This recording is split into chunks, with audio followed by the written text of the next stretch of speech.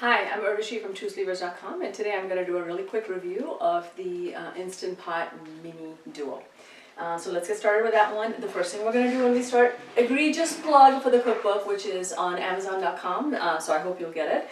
But getting back to the Mini, I asked people in the Two Sleevers Facebook group what it is that they'd like to hear about, and what people really wanted to understand was, why would you need this? What kind of things might you use it for? How much does it truly hold? Can you do pot and pot? And because the wattages are different, do we have to adjust recipe time? So I'm going to address each of those questions. A real quick thing about what's the same, the buttons are the same. If you have a Duo right now, this is going to feel like home to you. It's just a little bit smaller, but the buttons are the same, the functions are the same. The size and the footprint is different, the wattage is different, I'll talk about that. And for some reason, this one will pressure cook for 6 hours. Who makes what for 6 hours? I don't know, I've never used it. If you do, let me know. The other ones will do pressure cooking for 4 hours, this one will go for 6 hours. So hey, additional feature.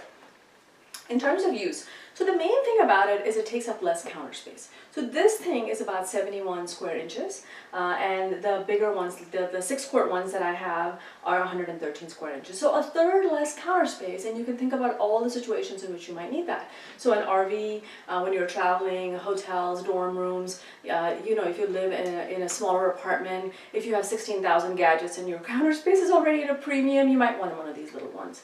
But I think the other thing is the size makes it really easy to do side dishes in it. So like rice, vegetables, dessert, yogurt. It's really perfect for that while your big one is making butter chicken, obviously. I think it makes meals for between 2 and 4 people. I'll show you some of the details so that you can decide if it's 2, 4, or 6 people in your household. And then of course there's that 6-hour pressure time for some reason. By the way, I'm dying to know, if you cook something that long, let me know what it is. Okay. Not that all of us are addicted to gadgets, but the main question that's coming up is, will my other PIP pot and pot things fit? I have a pot and pot video for those of you who are wondering how to do this. You can watch that. So look, here's the thing. This thing is 7 inches wide and 4.5 inches tall. What that means is the rack that it comes with is unique to it. You can use the smaller one and the big one, but not vice versa. So your regular rack is not going to fit. It also means that any pots that you have that are 7 inches wide are not going to go into this. So I happen to have several that are 6 inches. 6 inches by 3 is about, I think, the maximum of what you want to try to cram in there comfortably and safely.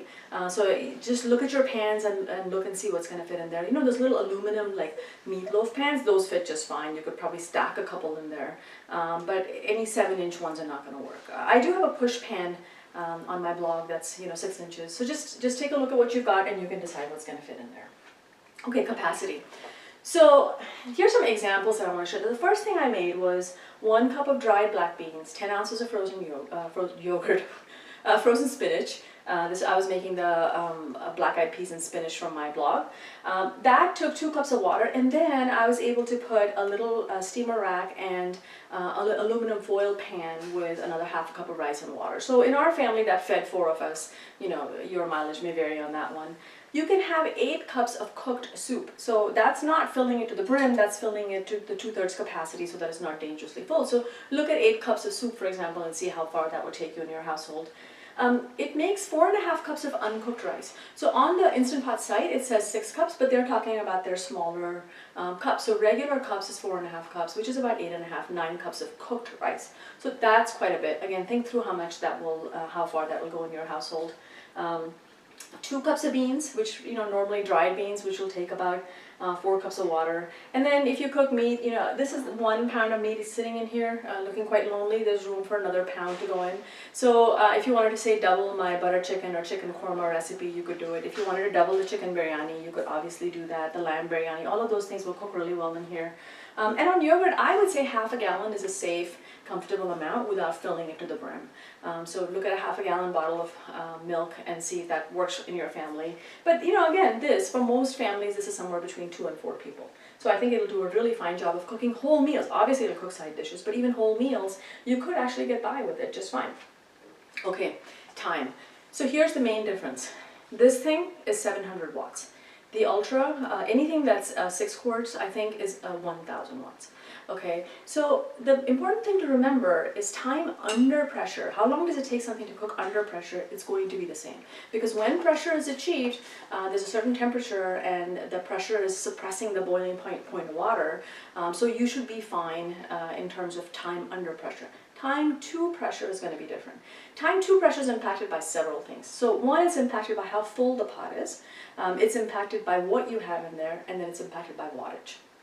So you guys know I'm not an electrical engineer, but I am a data scientist. And so what we did was, to keep as many variables common as possible, we filled both pots with 4 cups of water.